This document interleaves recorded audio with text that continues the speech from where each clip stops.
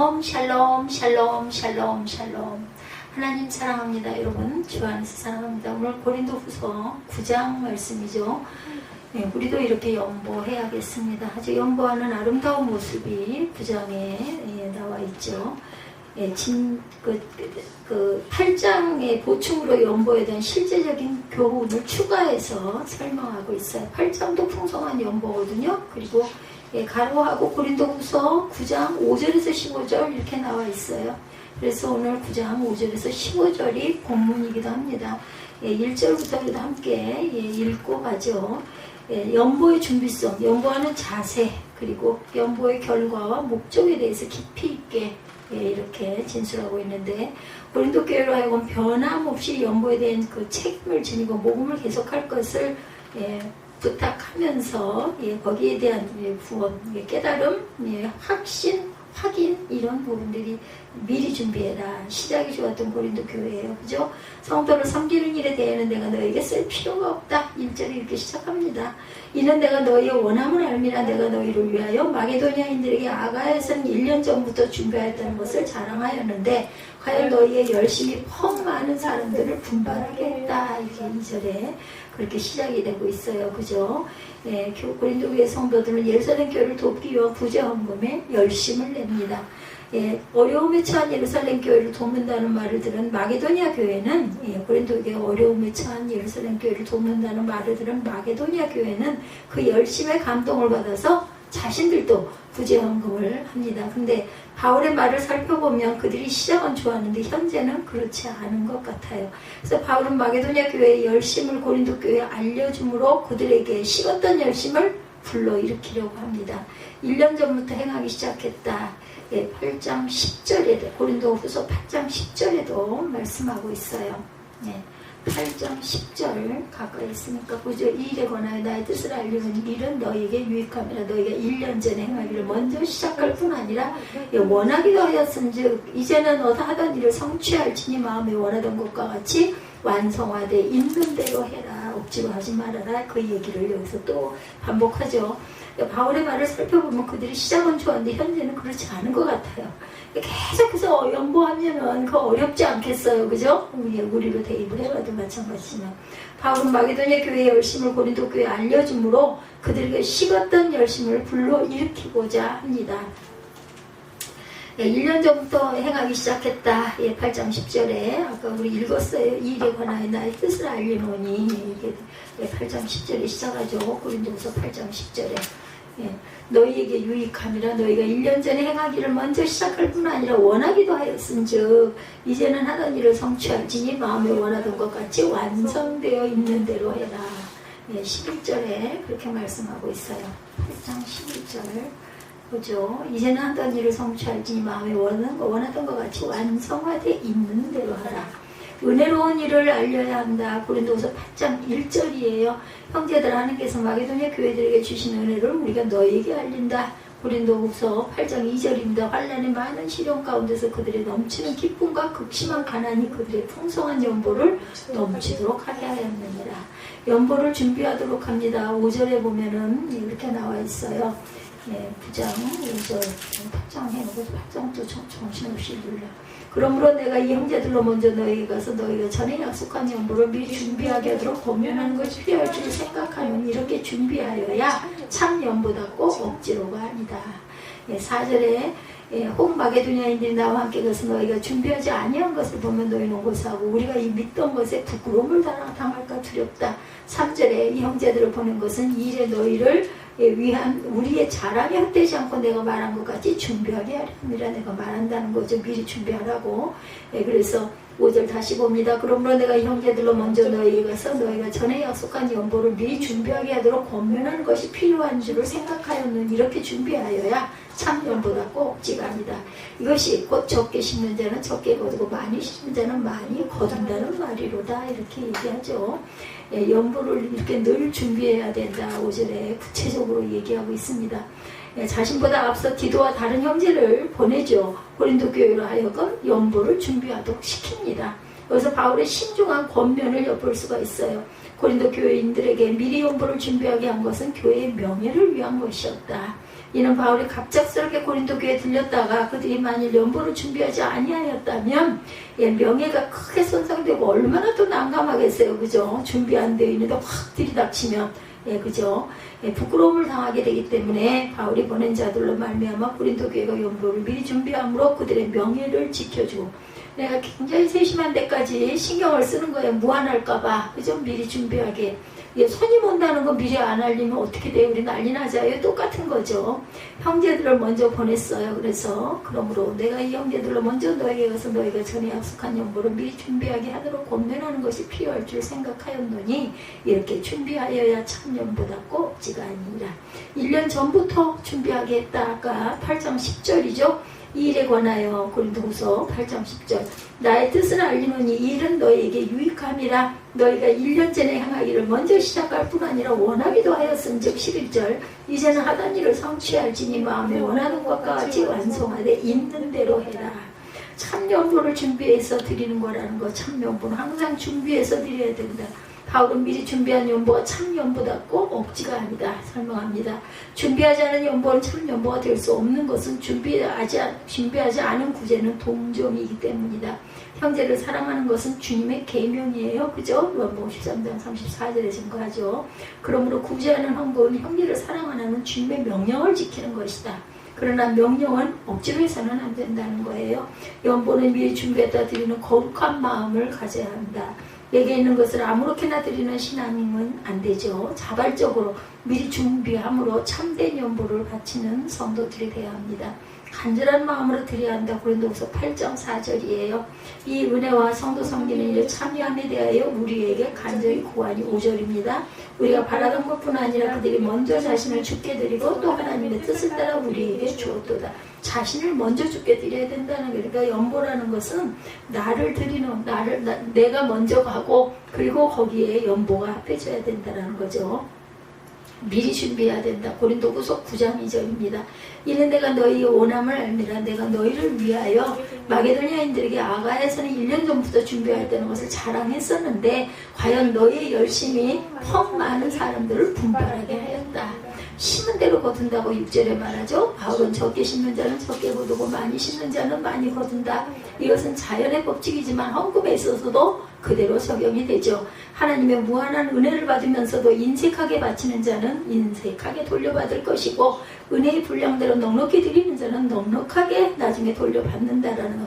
눈에 보이지 않는 것, 우리는 입술로는 늘 말하죠. 보이는 것을 누가 바라리요 이렇게 하죠. 보이지 않는 것을 우리는 바라본다 하면서도 사람들은 그걸 믿지를 못하는 거죠. 입술로는 고백을 하는데 마음밭에까지 그게 넘쳐지질 않아요. 그걸 만약에 믿는다면 왜 그거 우리가 억지로 하고 아까워하면서 하고 못하고 하겠어요. 그죠? 11조도 마찬가지인 거죠. 여기도 써야 되고 저기도 써야 되고 이거 어떻게 이달만 살짝 건너뛸까? 그러고 보면은 뭐 그분들의 고백이에요. 그 11조 쭉 하다가 몇 달 어려워서 안 했더니 이러이러한 일이 이렇게 일어났습니다. 그거를 극복하고 그냥 그래도 힘들어도 드렸더니 또 이렇게 하나님께서 생각지 못한 곳에서 이렇게 채워주셔서 이렇게 기쁨이 충만합니다. 이런 얘기 우리 많이 듣습니다. 헌금에서 가장 주의할 것, 인색함이 없이 드리는 것이고 믿음의 분량에 따라 스스로 마음에 작정한 대로 드려라. 부족함이 없도록 하신다. 출애굽기 16장 18절에 오멜로 되어 본즉 많이 거둔 자도 남음이 없고 적게 거둔 자도 부족함이 없이 각 사람은 먹을 만큼만 거두었더라. 이렇게 아마 그 오멜이라는 게 우리 지금으로 말하면 그죠? 이런 저울 이것이 오멜이겠죠? 행함이 있는 사람인데 요한 1서 3장 18절에 자녀들아 우리가 말과 혀로만 사랑하지 말고 행함과 진실함으로 하자. 이로써 우리가 진리에 속할 줄을 알고 또 우리 마음을 주 앞에서 굳세게 하리라. 요한 1서 3장 18, 9절입니다. 20절에 이는 우리 마음이 혹 우리를 책망할 일이 있어도 하나님은 우리 마음보다 크시고 모든 것을 아시기 때문이다. 하나님께서는 나중에 결과까지 다 알고 계세요. 그죠? 너희가 이렇게 할 것이다. 결국은 너는 어떻게 될 것이다. 까지 미리 알고 계시는 거죠. 즐겨내는 자를 사랑하시는 하나님입니다. 7절에 각각 마음에 정한 대로 할 것이요 인색함이나 억지로 하지 말지니 하나님은 즐겨내는 자를 사랑하시느니라. 바울은 즐겨내는 자 하나님은 그런 자를 사랑하신다고 말하죠. 헌물이라고 모두가 같은 것이 아니다. 아름다운 헌물이 있는가 하면 그렇지 못한 것들도 있고, 가치 있고 유익한 헌물이 있는가 하면 무가치하고 무익한 헌물도 있다. 가인과 아벨의 제사가 오늘도 우리에게 주는 변함없는 교훈은 하나님께서 받으시는 헌물이 있고 연락하지 않으시는 헌물도 있다라는 것. 그분은 어떤 그 사람의 헌물에 대해서는 축복하시지만 어떤 사람의 헌물에 대해서는 기뻐하지 않으신다. 하나님은 무엇보다 즐겨내는 자를 사랑하시고 축복하세요. 하나님의 은혜에 깊이 감사하는 마음으로 즐겨내는 저와 여러분들이 되시기 바랍니다. 은혜롭고 착한 일을 해야 되죠. 고린도후서 9장 8절입니다. 8절.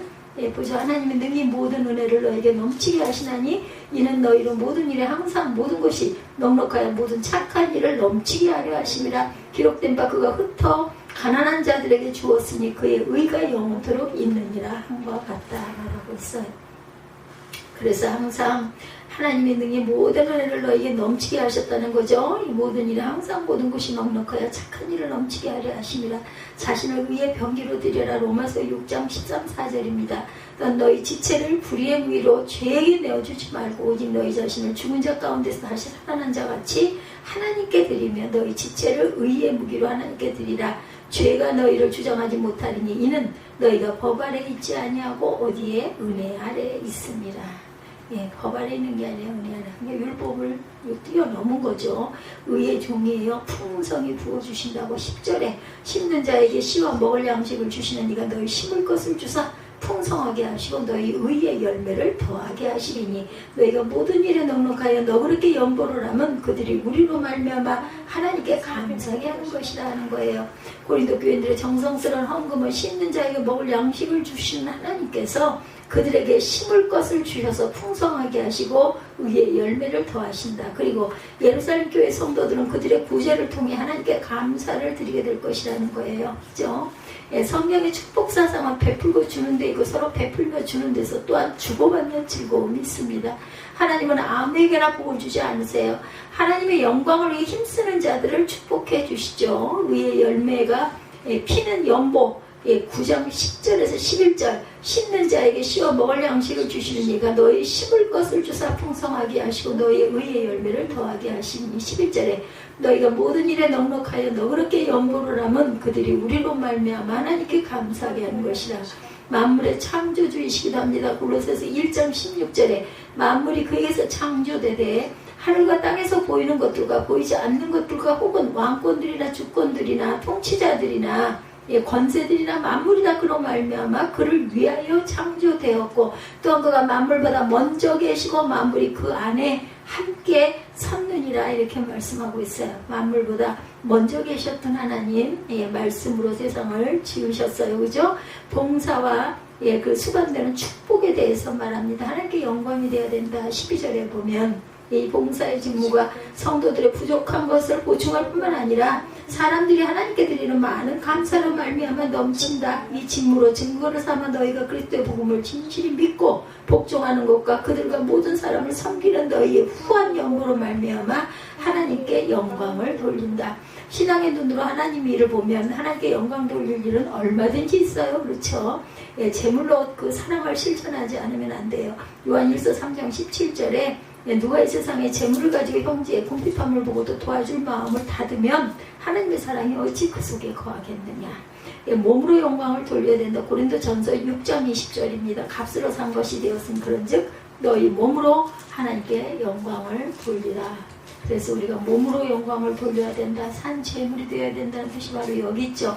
기도해 주죠. 14절에 또 그들이 너희를 위하여 간구하며 하나님이 너에게 주신 지극한 은혜로 말미암아 너희를 사모하느니라. 말할 수 없는 그의 은사로 말미암아 하나님께 감사하니라. 너희를 위해서 간구한다. 그래서 14절에 기도해 준다고.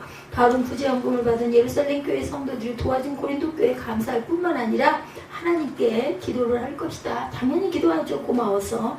자신들을 위한 기도도 중요하지만 하나님의 말씀대로 신앙의 삶을 사는 이들을 위한 중보기도가 아주 놀라운 힘을 발휘합니다. 예루살렘 교회가 고린도 교회를 위해 기도해 준다는 것은 고린도 성도들에게는 엄청난 축복이 아닐 수가 없다. 재산을 서로 나눴던 초대교회죠. 사도행전 2장 45절이죠. 재산과 소유를 팔아 각 사람의 필요를 따라 나눠주며 날마다 음식을 같이하여 성전에 모이러 힘쓰고 집에서 떡을 떼며 기쁨과 순전한 마음으로 음식을 먹고 하나님을 찬미하며 또 온 백성에게 칭송을 받으니 주께서 구원받는 사람을 날마다 더하게 하시니라. 오늘 그 현수막 부탁했던 그 인터넷으로 찾아가지고 그 카톡 깔게 해줘 사이트를 줘가지고 깔게 해줬던 그분이 샬롬을 그렇게 열심히 하더라고요. 예. 인사할 때 뭐 한마디만 보내달라. 주식회사는 거기서 못 들어간다고 그러더라고요. 우리가 그쪽을 찾아야지 자신들이 찾을 수가 없대요. 그러면서 뭐 한 자만 써주세요 해서 내가 그냥 내 소리 하나를 했더니 거꾸로 샬롬 하고 썼더라고요. 예, 모든 일에 부욕해 하여 교회에 계시는 어떤 분이 그 사이트를 운영하면서 현수막 제작을 하는 것 같아요. 아주 목소리도 곱고 통화를 먼저 미리 잠깐 했는데 아주 좋았는데 가격이 그만 비싸가지고 제가 덜컥 그렇게 해주세요. 왜냐하면 또 이경옥 그 실장하고도 통화를 했거든요. 그러자 연락이 와가지고 모든 일에 부욕하여 감사하게 하려고 권하는 것이다. 고린도서 9장 11절입니다. 너희가 모든 일에 넉넉하여 너그럽게 연보를 하면 그들이 우리로 말미암아 하나님께 감사하게 할 것이다. 샬롬 인사를 즐기는 분들이 꽤 많으신 것 같아요. 보니까 사모하는 마음을 가져야 된다고 14절에 너희를 위하여 간구하며 하나님이 너에게 주신 지극한 은혜로 말미암아 너희를 사모하느니라. 하나님이 주신 마음으로 사모한다라는 거예요. 지극한 마음을 주셔서 예루살렘 교회 성도들은 고린도 교회를 위해 기도할 뿐만 아니라 그들을 사모할 것이다. 관심을 기울이는 것은 사랑의 표현 방법이죠. 예루살렘 성도들은 관심에서 더 나아간 고린도 성도들을 사모하는 자리에까지 이르게 되었어요.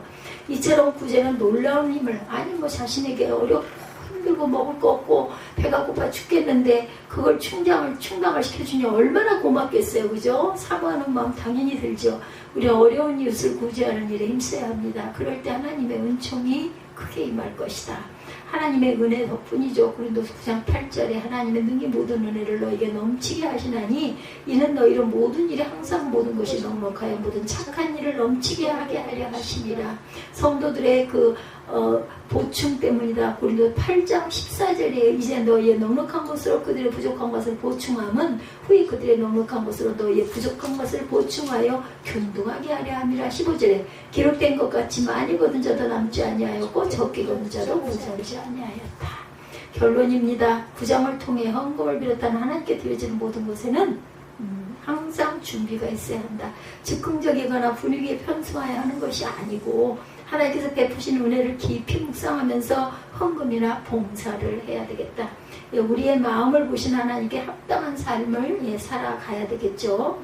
우리는 이런 모습으로 우리가 그 연보를 해야 되겠다. 그 모습이 지금 나타나 있는 게 5절부터 14절, 특히 9장 11절부터 12절은 너희가 모든 일에 넉넉하여 너그럽게 연보를 하면 그들이 우리로 말미암아 하나님께 감사하게 하는 것이다. 이 봉사의 직무가 성도들의 부족한 것을 보충할 뿐만 아니라 사람들이 하나님께 드리는 많은 감사로 말미암아 넘친다. 이렇게 얘기하고 있어요. 중심이 11, 12절, 5절부터 우리 15절까지 쭉 읽으면서 살펴봤습니다.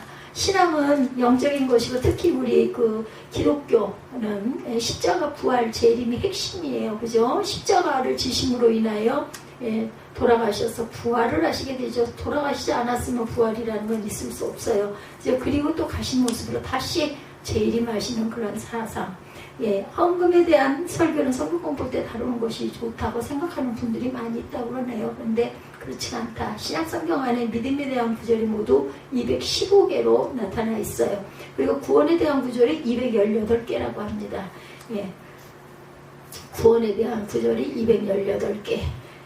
믿음에 대한 구절이 215개 중에서 215개가 나타나고 구원에 대한 구절은 218개로 더 많다고 합니다. 그런데 금전, 재정에 대한 청지기적인 삶에 관련된 구절은 무려 2084개나 된다고 해요. 그러니까 이게 뭐냐면요. 금전이 필요해요. 교회가 금전이 없이는 서서 갈 수가 없어요. 중요한 거죠. 한마디로 거의 10배가 많다라는 10배. 교회 안에서 돈 이야기를 들으면 부정적인 생각들 먼저 또 뭐 내려나 그러네. 아이고 속이 다 훤히 보여. 왜 목사가 이렇게 돈을 좋아해? 뭐 이런 생각들 많이 하죠. 온전히 믿음이 바로 쓰지 않은 사람들은. 돈 이야기는 교회 본질과 잘 안 맞는 저급하고 세상적인 것이다 생각하는 그 지배적인 것이 있는데, 그렇지만 예수님의 설교를 분석해보면 우리의 생각과는 아주 반대라는 것. 하나님의 아들이시고 가장 완벽한 우리의 스승이신 예수께서 전하신 설교에 사용된 비유는 모두 38개 비유. 그런데 그 가운데 16개가 금전에 대한 것을 다루고 있다고 합니다. 반이네요. 그죠? 반수가 조금 못 되나요? 그렇다면 예수님은 왜 이렇게 자주 비유의 거의 40%를 돈 이야기를 하려 했을까? 성경의 믿음이나 구원을 주제로 한 이야기보다 재정에 대한 이야기가 거의 10배나 많다는 것. 그 답은 의외로 아주 간단하죠. 세상 모든 사람들이 무엇보다 돈의 지배를 가장 많이 받고 있기 때문이다. 예, 그리스도인들에게나 비그리스도인들에게나 돈은 인간의 삶에 아주 중요한 주제. 돈이 없으면 살 수가 없어요. 그죠? 그리고 돈의 영향력을 영적인 그리스도인에게나 이제 막 신앙생활을 시작한 초신자들에게나 동일하게 미치는 영향력이 너무 커요. 그리고 주님께서 재정에 대한 이야기를 그래서 많이 하셨어요. 근데 정말 조심해야 될 건 시험 들지 않아야 되죠. 그리고 헌금 설교를 듣는 분들이 경제적으로 어려움을 겪고 있다면 헌금 설교가 얼마나 부담되겠어요. 그죠? 그러나 우리는 선하신 아버지신 야훼 하나님께서 진짜 우리에게 하시려고 하는 그분의 뜻을 찾고자 깊이 귀를 기울인다면 오늘의 설교를 통해서 경제적인 어려움을 벗어나서 나누고 베푸는 삶을 살게 되는 근본적인 길을 또한 발견할 수 있다. 항상 그거 뭐죠? 조금 불편하고 무게감이 들고 좀 피하고 싶고 좀 안 들었으면 좋겠고 안 했으면 좋겠고 이제 이래서 자꾸 외면을 하게 되는데, 오히려 그걸 깊이 파고 들어가면 오히려 근본적인 기쁨으로 드릴 수 있는 길이 또한 발견된다. 은혜 받으면 뭐 그게 뭐 아깝겠어요. 그죠? 자비롭고 신실하신 하나님께서 부족함이 없이 해마다 그저 우리의 재정을 채워주셨고 그와 같은 일을 행하신 하나님을 우리는 늘 찬양합니다. 제가 앞으로는 뭐 먹고 살래? 내가 그런 말을 누구에게인가 들었어요. 뭐 먹으면 돌아가면 돌아가야죠. 하나님이 살려놓는 동안은 뭐가 됐든 먹고 살다가 가게 할 것이고 굶어 죽게 하지는 않으실 거다. 뭐 알 수가 없으니까, 제가 능력이 없다 보니까. 그리고 두려움이 없어요. 근데 두려움이 없는 건 어쩌면 지금까지 배를 끓고 살지는 않았기 때문에 잘 몰라서 그럴 수도 있을 겁니다. 어쩌면은 우리가 부족해서 저와 여러분이 더 많이 내라고 하는 것이 아님을 확실하게 믿고 편안한 마음으로 주님의 음성을 우리가 듣고 가야 되겠다. 성령 강림 주일이 지나갔어요. 그죠? 그리고 7월 2일이 맥주감사, 6월달에 성령 강림 주일이 있었습니다. 그래서 제가 현수막을 한 달이 넘어가면 꼭 떼야 된다. 그래서 오늘 저도 그걸 이제 뗐습니다. 헌금에 대한 말씀, 주님의 뜻을 쫓아 한번 살펴보죠. 고린도서 9장, 구제 헌금의 배경이죠. 지금 헌금을 하나님께 어떻게 드려야 하는가 하는 영적 원리는 구제 헌금만 적용되는 게 아니고 모든 헌금에 적용되어야 하겠고, 성령 하나님께서 오늘 저와 여러분이 하시는 말씀을 우리가 잘 들어서 잘 이해하시기 바랍니다. 헌금에 대해 하나님께서 정말 전해주시고자 하신 깊은 뜻은 과연 무엇일까? 성경이 가르쳐주는 헌금에 대한 내용을 먼저 알기 쉽게 정리해보면 이렇습니다. 하나님께서 먼저 우리를 부르셨고 회개를 통해서 구원해 주신 다음에 하나님을 섬겨라 말씀하시죠. 또 하나님은 먼저 우리에게 지혜와 은사를 주시고 그에 맞는 사역을 우리에게 맡기셨고, 먼저 물질을 주시고 우리가 받은 것 중에 일부를 하나님께 드리게 합니다. 성경은 하나님으로부터 받은 물질을 하나님께 드리는 과정을 심는 것이다 이렇게 가르치시죠. 심는다 그래, 심는다. 하나님께서 받은 것을 하나님께 다시 돌려드리는 믿음의 과정을 통해서 점점 더 풍성하게 열매가 맺히게 된다. 특히 물질로 섬기는 것에 대해서 성경은 봉사의 직무다 이렇게 부릅니다. 헌금에 대한 자세한 하나하나의 내용을 살펴보면 하나님께서는 먼저 우리를 부르시고 회개로 구원해 주신 다음에 하나님을 섬겨라 말씀을 하세요. 그 의미는 헌신과 헌금은 구원받는 분만 할 수 있는 거라는 거예요. 헌신과 헌금은 구원받는 사람만 할 수 있다. 하나님께서 먼저 은혜, 그레이스 바이 그레이스로 우리를 구원하시고, 우리는 은혜를 덧입어 믿음으로 반응해서 죄를 회개하고 구원을 얻어요.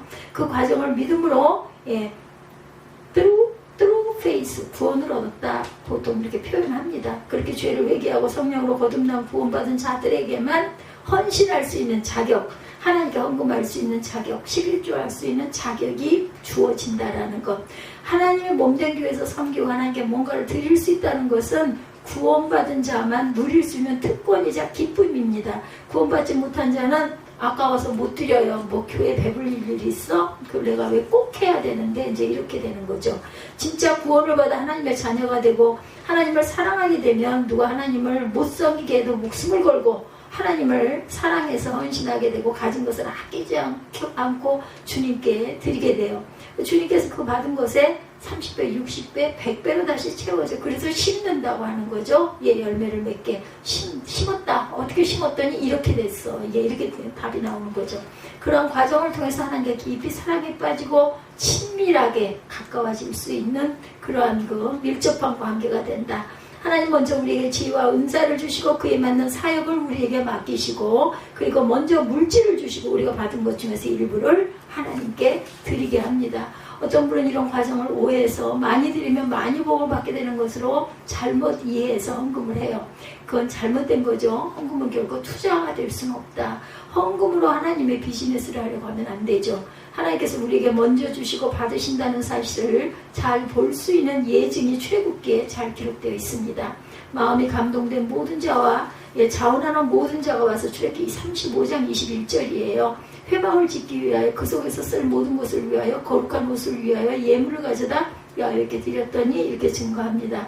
그런데 광야 생활을 하고 있는 이스라엘 백성들이 이 모든 것을 광야 어디에서 얻어서 하나님께 드렸을까? 저도 참 이게 궁금했어요. 아니 광야에 먹을 거 하늘에서 내려주고 가진 것도 없는데 도대체 뭘로 헌물을 대서 나중에 고만 가져오라고 그러잖아요. 모세가 너무 많이 가져와가지고 넘치니까. 이스라엘이 광야에서 얻은 것이 아니고 하나님께서 애굽 사람들의 마음을 움직여가지고 그죠? 광야에 나가는 이스라엘 백성들이 은과 금과 의복을 주게 해요. 그리고 애굽 사람들이 자원해서 주게 된 거예요. 그 주라 해가지고 그죠? 성경은 이렇게 기록합니다. 출애굽기 12장 35, 6절에 이스라엘 자손이 모세의 말대로 하여 애굽 사람에게 은금 폐물과 의복을 구하매 야훼께서 애굽 사람들에게 이스라엘 백성이 은혜를 입게 하사 그들이 구하는 대로 주게 하심으로 그들이 애굽 사람의 물품을 취하였더라. 하나님이 이렇게 하신 거예요. 주라고 주게 했어요. 그래서 그걸 받아가지고 와서 하나님께 드린 거죠. 헌물로 드린 거죠. 그래서 하나님께서는 이스라엘로 하여금 애굽에서 나올 때 은과 금과 폐물과 의복을 거저 얻게 하셨어요. 그러니까 우리가 늘 그런 얘기 많이 하잖아요. 하나님께서 주셨기 때문에 거저 받았으니 거저 드립니다. 이런 얘기 많이 합니다. 기도할 때. 그리고 그 가운데 일부를 하나님의 일에 내놓게 하신 것. 성경을 읽어보면 그 대부분의 헌신과 헌물이 다 그와 비슷한 영적 원리로 움직이는 걸 볼 수가 있어요. 오늘날에도 동일하게 역사합니다. 먼저 하나님께서는 우리에게 연보할 수 있도록 물질을 허락해 주시고 우리 손에 없는 것을 받지 아니하시고 주지 아니한 것을 요구하지 아니하시는 하나님이시다. 따라서 하나님께 헌신하겠다는 마음을 품거나 하나님께 연보하겠다는 마음을 품는 것 자체가 지혜와 건강 그리고 재물의 복을 불러들이는 과정이라는 거. 그 11조에 대한 건 아주 많은 사람들이 거의 그죠? 거의 똑같이 그런 얘기 많이 하죠. 많이 드리면 많이 거둔다 이런 얘기 많이 합니다. 하나님께서 이런 과정을 통해 뭔가 하나님께 드려야 하는 것이라기보다는 너의 삶을 책임지고 돌보시는 이가 하나님이시다라는 사실을 각인시켜주고 그것의 그 고백이에요. 하나님이 나를 먹이셨기 때문에 그리고 이거 주셨기 때문에 다 하나님 것이니까 제가 이걸 드리겠습니다. 이런 고백이 있어야 된다는 거죠. 우리의 헌신과 예물을 통해서 영광을 또한 돌려받으십니다. 성경은 하나님으로부터 받은 물질을 하나님께 드리는 과정을 심는 것이라 가르쳐 주셨어요. 그 의미는 씨와 먹을 양식을 주신 하나님께서 우리가 받을 것을 어느 분량만큼 믿음으로 심느냐에 따라 그 손으로 하는 일의 수확이 달라짐을 가르쳐 주셨어요. 또 봅니다. 보면 고린도 후서 9장 오늘 본문 11절 12절이네. 이게 지금 필기체로 쓰여 있어가지고 제가 한참 들여다봤어요. 심는 자의 씨와 먹을 양식을 주시는 이가 너희 심을 것을 주사 풍성하게 하시고 너희의 의의 열매를 더하게 하시리니 너희가 모든 일에 넉넉하여 너그럽게 연보를 하면 그들이 우리로 말미암아 하나님께 감사하게 하는 것이라. 이 말씀에 보면 하나님께 드린 연보를 심는 것으로 말하고 있죠. 예, 그리고 하나님께 드린 연보에 대한 영적 진리 중에 하나는 연보는 믿음으로 심는 것이란 그런 사실이니까 아까워서는 절대로 드릴 필요가 없다. 그래서 잘 보면 연보를 통해 믿음으로 심는 과정을 통해 풍성한 순환이 일어나게 된다. 하나님께 받은 것을 하나님께 다시 돌려드리는 믿음 과정을 통하여 점점 더 풍성함을 얻게 해주신다는 거죠. 그 의미는 헌신하면 할수록 은혜를 더 크게 있고 하나님께 드리면 드릴수록 더 풍성함을 얻게 되는 비밀을 가르쳐주고 있다는 것. 어떤 분들은 왜 연보를 가르치는 말씀에 적게 심는 데는 적게 거둔다는 그런 말이 쓰여져 있는지 눈치조차 채지 못하는 경우가 있어요. 심는 연보에 대해 가장 많은 예어를 쓰는 분이 아마도 록펠러, 그죠? 굉장히 많이 예를 많이 들죠. 예, 책 제목조차 11조의 비밀을 한 최고의 부자 이렇게 나와 있습니다. 그 내용의 일부를 보면 석유왕 록펠러는 세계 최고 부자의 대명사로 불린다. 지금의 가치로 환산할 경우 현재 최고 갑부인 빌 게이츠보다 무려 3배가 넘는 돈을 벌었다. 록펠러의 비밀이 하나 있는데 그 책에 나온 내용이에요. 자신이 버는 돈의 10분의 1을 반드시 하나님께 드렸어요. 그런 자서전을 통해 말합니다. 나는 남들의 돈을 나누어지기 시작한 뒤로 오히려 재산이 점점 불어나서 하나님의 선물을 받았습니다. 11조의 비밀을 한 최고의 부자 중에 이렇게 쓰여 있습니다. 우리 눈에는 이분의 재산을 쌓기 위해 불법 독과점, 노조 탄압, 문어발식 확장, 주가 조작 등 참 못된 짓을 많이 한 안 좋은 그런 사람이다. 예, 어떤 면에서는 그리스도는 이럴 수 있나는 부정적인 면들이 분명히 있기는 있다고 합니다. 근데 그런 부족함과 어두운 면이 있음에도 불구하고 이분에게는 몇 가지 귀한 면이 또한 있는 것도 사실이라는 것. 주변 사람 모두가 놀랄 정도로 아주 부지런하고 검소하고 구제를 많이 하고 11조에 대해서도 아주 철저했다고 그러죠. 그뿐 아니라 그분을 비난하는 사람들을 참 무색하게 할 만큼 자녀들에게 신앙교육을 아주 철저하게 하셨다고 그래요. 록펠러의 전기에 보면 그와 그의 자녀들은 잠자리 들기 전 무릎을 꿇으채 기도했고 돌아가면서 매일 성경 구절을 암송했다라고 기록되어 있습니다. 나중에 록펠러는 시카고 대학을 세워서 많은 학생들을 길러내죠. 이 사람 죽는다고 하면서 대학을 막 세우고 그러죠. 의학연구소를 세워 각종 전염병과 폐렴, 소아마비와 매독 등을 치료하는 백신을 개발해 인류의 번영에 공헌하기도 했어요. 예, 이분에 대한 잘잘못은 하나님께 속한 것이에요. 잘못된 부분도 많다라고 여기 밝혀져 있죠. 이런저런 평가는 하나님이 하시는 것이죠. 11조를 잘 드리기 위해서 40여 명의 시피에이를 두고 헌금은 사람은 앞으로도 많지 않을 것이다 하는 그 도전. 사람을 오죽이나 하면 11조를 정확하게 드리려고 사람을 이렇게 40명으로 고용을 했다는 거죠. 그만큼 하나님께 헌금할 때 대충 드린 게 아니라 온전하게 드리려고 애를 썼다는 그런 사실은 심는 연보에 대한 도전을 우리에게 준다. 우리 가운데서도 어떤 이들은 심는 봉사의 직무에 대한 하나님의 말씀의 의미를 일찍 깨달아서 다른 봉사는 못해도 하나님을 물질로 섬기는 봉사의 직무를 통하여 하나님을 꾸준하게 섬기는 분들도 어떻게 보면 또 그분들은요 막 너무 그게 기쁘고 신나서 그렇게 드렸더니 더 많이 부어주시니까 그걸 보고 너무 좋아가지고 열심히 이렇게 또 드리기도 한다는 거죠. 하나님을 물질로 섬기는 봉사의 직무라고 표현하니 어떤 분은 어리둥절해 하시는데 오늘 9장 11절이죠. 너희가 모든 일에 넉넉하여 너 그렇게 연보를 하면 그들이 우리로 말미암아 하나님께 감사하게 하는 것이라. 이 봉사의 직무가 성도들의 부족한 것을 보충할 뿐만 아니라 사람들이 하나님께 드리는 많은 감사로 말미암아 넘쳤느니라. 이미 이 봉사의 직무를 잘 수행하고 있는 성도들이 하나님께서 마지막 날 당연히 상을 주시죠. 그리고 물질뿐만 아니라 어느 날부터인가 시간과 몸으로 주님을 수정하는 하나님의 사람이 돼서 더 큰 영광을 하나님께 드리게 되겠죠. 이런 분들은 헌금에 대한 또 다른 영역을 봅니다. 그것은 헌금을 드리는 우리의 삶에 대한 것이에요. 두 번째, 하나님께 드리는 온전한 헌금을 위해 우리는 어떤 자세로 살아갈 것인가.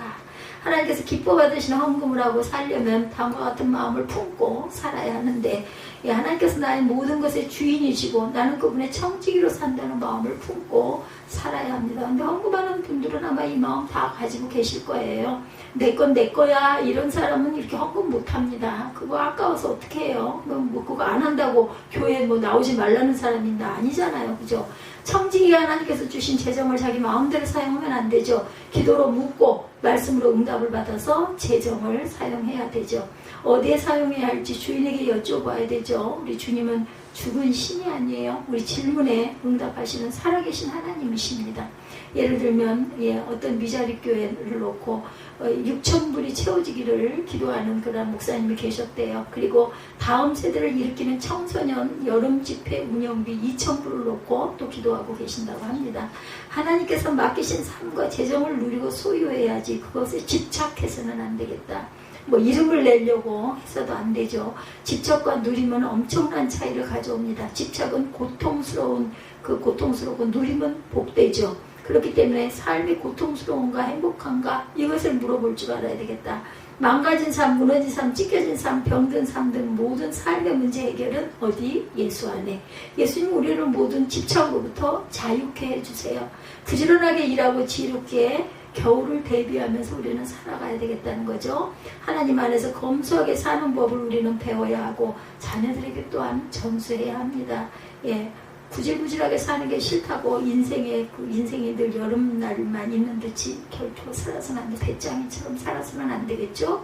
하나님 아버지가 되심으로 염려와 근심에서 자유로워지는 믿음을 또한 소유해야 합니다. 하나님이 정말 나의 아버지 되심을 믿으면 모든 염려와 근심으로부터, 그래서 염려하는 마음, 겁을 내는 마음, 두려워하는 마음이 그저 불신이다. 그래서 하나님께는 불충하다는 이런 마음이 우리가 들어야 한다라고 얘기하죠. 그래서 마음에 흔들리고 염려, 근심, 걱정을 하는 것 자체가 믿음이 부족해서입니다. 그래서 신앙과 생활이 하나가 돼야 된다. 믿음이 우리를 이기도록 주님께 인도할 줄 알아야 되겠다. 핵심은 우리와 함께 사시는 하나님. 누가복음 8장 24절에 풍랑으로 인해 주여 우리가 죽겠나이다. 제가 금방 이 말씀을 드리고 나니 뒷부분이 그러네요. 주님이 잠을 주무시다 일어나 믿음이 적은 자와 꾸짖고 물결을 잠잠케 하시죠. 주님과 함께 했는데 왜 죽겠느냐는 거예요. 절대로 죽을 일이 없어요. 근데 우리는 어때요? 당장 파도가 더 크게 눈에 보이죠. 아니 어떻게 주무실 수가 있어? 우리는 이렇게 죽을 것 같은데 막 물 퍼내고 난리가 났는데 아무렇지도 않게 주무시냐는 거죠. 예수님은 생명의 근원이시고 모든 만물의 주인이시라는 것을 우리가 잊어버리면 안 되겠다. 하나님께서 주신 것을 감사하고 기쁨으로 아까워하지 말고 나눠야 되겠다. 하나님께서 아직 허락 안 해주신 것만 바라보고 불평하고 조급함에 사로잡혀 있지 말고 삶이 그렇게 되면 불행해지죠. 하나님께 주신 것을 늘 감사할 줄 알아야 된다. 100%가 아니었다 할지라도 아이고 아버지 감사합니다. 나머지도 아버지께서 해결해 주실 걸 믿습니다. 이런 마음을 가져야 되겠다. 자녀, 직장, 건강, 믿음, 행복 등 감사드려야 할 제목 우리에게 너무나 많죠. 아주 어저께 제가 너무너무 힘들었어요. 주차를 못해가지고 그냥 아주 비는 쏟아지죠. 보이지도 않아. 근데 그냥 꽉꽉 다 차가지고 비가 오니까 사람들이 차를 더 끌고 나왔는지 뵐 자리가 전혀 없어. 조금 늦기는 했지만 그렇게 늦은 시간도 아니었는데 아주 기어서 이러다가 사고 나겠다 싶어가지고 겁이 나가지고 어떻게 기어가지고 후진으로 해가지고 다른 차들이 보겠죠. 그래가지고 그냥 뒤로 거꾸로 나와가지고 저 끝까지 가가지고 그게 이제 아파트에서 나오는 길이에요. 차들 나오는 길. 막 그리 그냥 저는 거꾸로 어떻게 못하니까 나는 그렇게 해가지고 도로에다가 차를 세워놓고 그 수영장에 들어갔어요. 오늘 막 겁이 나더라고요. 일찍 갔어요. 좀 일찍 가면서 오늘도 비가 온다고 그랬는데 또 비도 부실부실 오는데 오늘도 차가 그렇게 많으면 나 어떻게 하지? 그런데 도로를 열심히 왔어. 내가 차에 사세웠던 그 자리에 차가 있나 없나고 꼬랑지 자리 차들 다 거기 일렬로 차를 대기는 되는 자리래고 앞에 부동산 있고 그래서 거기 일렬 주차를 할 수 있게끔 돼 있는 거라고 사무엘이 설명을 지난번에 한번 해줬거든요. 그러면 하나도 안 되면 여기 자리가 조금 있으면 여기다 대도 되겠네? 그 소리를 해서 그 생각이 나가지고 차를 어떻게 거꾸로 돌려가지고 나와가지고 그 꼬리에다가 차를 세웠거든요. 거기 사실은 대면 안 되는데 차가 한 대는 거기 꼬리 끝까지 가면 들어가긴 하는 거예요. 오늘도 가면서 거기를 유심히 보고 들어갔어요. 그 자리가 내가 세웠던 자리가 비어있긴 하더라고요. 오늘은 자리가 텅텅 비었어요. 제가 차를 대면서 그리고 이제 또 수영장 안에도 들어가 그렇게 사람들이 드글드글 많고 그냥 아주 그러거나 말거나 그냥 나는 해야 되니까 죽느냐 사느냐 판가름이니까 난 이걸 꼭 해야 되니까 그래서 하고 있었더니 세상에 한 40분쯤 지나가고 나니까는 한 4시 가까이 되니까 수영장에 텅텅 비었어. 아주 그냥 혼자서 얼마나 신나게 수영을 했는지. 물론 이제 학생들 아이들 그 수강 그 시간이긴 했는데 또 이상한 건 오늘 금요일인데 아이들 수강하는 시간에 애들이 꽤 많거든요. 오늘은 이상하게 아이들이 한 명도 안 오고 왜 안 오고 쉬는지 모르겠고 아이 하나만 선생님이 맨 1레인 거 걷는 레인에서 내가 나가면서 보니까 어떤 꼬마 하나만 데리고 선생님이 그 1대1로 그 강습을 시키고 계시더라고요. 제가 나오면서 어떤 생각을 했냐면 그래 미리 겁내고 미리 두려워하고 이거 가야 돼 말아야 돼 안 갈 수도 없고 갈 수도 없고 차도 그러면 어떡해 이 큰 차를 끌고 내가 도대체 어떻게 할 수가 없는데 누가 세상에 누가 좀 봐달라고 하려고 아무리 봐도 사람은 한 명도 없어. 비는 쏟아지고 아니 누가 있으면 막 무조건 열고 좀 안 보이니까 앞에 차가 어떻게 붙어있는지 그 비 속에서 안 되겠어가지고 사람은 아무도 없고 차를 세우려고 제가 내렸다니까요. 그냥 비를 맞거나 말거나 왜 봐야 아니 보여야 어떻게 뭐 왼쪽으로 갈지 뒤로 갈지 조금 더 가도 되는지 안 가도 되는지 보여야 말이지. 앞이 안 보이는데 앞에 끝이 키도 작아지고 안 보이는데 내려갖고 확인을 했더니 아직 그 자리가 많이 남았더라고요. 그 앞으로 가도 괜찮은지. 그러고 나서 다시 타면 뭐 비로 옷 다 젖었죠. 그렇게 젖고 그러고도 결국은 안 되겠어가지고 돌려가지고 차를 빼서 나왔다니까요. 그러느라고 거의 한 25분 정도를 실갱이를 하고 감사할 것은 다치지 않고 남의 차들은 또 이렇게 좋은 차들은 왜 이렇게 많아? 전부 다 요즘에는 뭐 BMW 벤츠야 어떻게 그 주차장에 있는 차들마다 보면은 그 살짝만 부딪혀도 큰일 나잖아. 내 차는 그만 두고라도 이제 정말 겁이 나가지고 아니 왜 사람들이 더 많이 와? 그렇게 비가 오는데 아주 죽기 살기로 오는 것 같아. 나 같은 사람은 죽기 살기로 가야 되지만 다른 사람들과 하루 이틀쯤 묵고 수영 좀 안 하면 안 되나? 근데 그렇게 많이 와가지고 어제 따라 그렇게 사람이 많더라고요. 그 레인 안에. 저는 계속 사람 좀 없는 쪽으로 가느라고 내가 참 이상해. 빈 레인이 있는데도 꾸역꾸역 거기만 고집을 해서 들어와가지고 끼어가지고 그 난리를 치는 이유가 뭔지 몰라. 그러니까 나중에 보면 비어있는 레인들이 자꾸 마지막 7레인에 가가지고 아무도 없어가지고 거기서 혼자서 하다가 나중에는 끝판에 한 10바퀴는 나 맨날 하던 4레인으로 들어가지고 누가 있거나 말거나 그냥 했어요. 10바퀴 내가 이건 돌고 나갈 거야 여기서. 그러고는 맨날 피해주고 하니까는 뭐 지들 세상인 줄 알고 하나 좀 화가 나더래요. 마음속으로 맨날 밀려다니고 남들 걱정하고 딴 데로 비켜주고 맨날 그러다 보니까 내가 이것도 할 짓이 아니야. 자꾸 그러다 보면 버릇되겠네 하는 생각이 들어가지고 마지막까지 치르고 나왔는데 오늘은 또 그렇게 텅텅 비어가지고 열려서 마지막에 그리고 또 나왔더니 비도 거의 부슬부슬 와가지고 우산 그 피는 거 너무 힘들죠. 차 속에 물 질질 떨어지고 그래서 우산 아예 안 피고 비가 조금 오거나 말거나 그냥 그렇게 해서 잘 들어왔어요. 이걸로 이렇게 그냥 조용해줬으면 뭐 계속해서 안전문자 뜨고 지하주차장에 차도 뭐가 역류하는 느낌 들면 지하주차장 절대 가지 말라고 거기서 죽은 사람들이 있어서 아마 그 문자가 온 것 같아. 나는 주차장에다 차를 댔는데 그게 좀 염려가 되긴 하더라고요. 그러니까 이런 걱정, 근심, 염려 우리가 조심할 건 조심하되 너무 그렇게 하다 보면 나중에 보면은 사실은 그럴 필요도 없는 잘못된 그 걱정, 근심을 많이 하는 경우가 많다라는 거죠. 성경에 예수님의 평안을 우리에게 주시겠다고 말씀하셨어요. 요한복음 14장 27절에 약속하시죠. 이 말씀은 주님의 함께 하심에 대한 믿음을 요구합니다. 믿음으로 이 말씀을 받아 누리시기 바래요. 30배, 60배, 100배를 열매 맺게 하시는 하나님을 우리가 신뢰하십시다. 믿음은 남이 못 보는 것을 보게 해줘요. 믿음은 증거죠. 예수님이 우리 안에 계심을 기억나게 해주고 또한 이기도록 도와주시고 힘을 주시고 그죠? 우리에게 용기를 불어넣어 주시죠. 하나님 우리의 손으로 하는 일, 자녀의 일, 건강 모든 일을 온전하게 만드실 수 있는 분이고 그분이 우리 안에서 늘 역사하신다라는 거. 우리가 손댄 일 모두 30배, 60배, 100배의 결실을 보게 하시는 분이 우리 주님이시고 내 안에 계시다라는 것을 잊지 마십시다. 마지막은 후한연보는 하나님께 영광이 된다. 13절이죠. 성경에서 말씀하고 있어요. 13절. 이 직무로 증거를 삼아 너희가 그리스도의 복음을 진실에 믿고 복종하는 것과 그들과 모든 사람을 섬기는 너희의 후한 연보로 말미암아 하나님께 영광을 돌리고 그들이 너희를 위하여 감사하며 하나님이 너희에게 주신 지극한 은혜로 말미암아 너희를 심지어는 사모하느니라. 이렇게 증거되어 있습니다. 하나님 아버지께서 아들 예수 그리스도를 내어주셔서 핏값으로 우리를 사셨는데 우리의 삶이 어떠하기를 바라시겠습니까? 잘 살기를 바라시겠죠. 아버지를 믿고 예수님을 마음의 주인으로 모시고 사는 우리가 하나님을 전심으로 사랑하고 이웃을 자기 몸처럼 사랑하며 살 때, 그럴 때 하나님께서 눈동자같이 바라보시고 우리를 불쌍히 여겨주시고 보호하신다라는 것.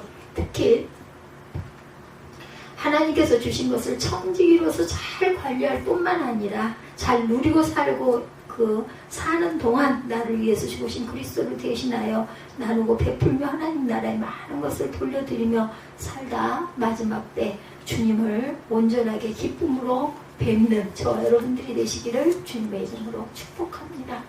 결단하시고 축도로 예배를 마치도록 하겠습니다.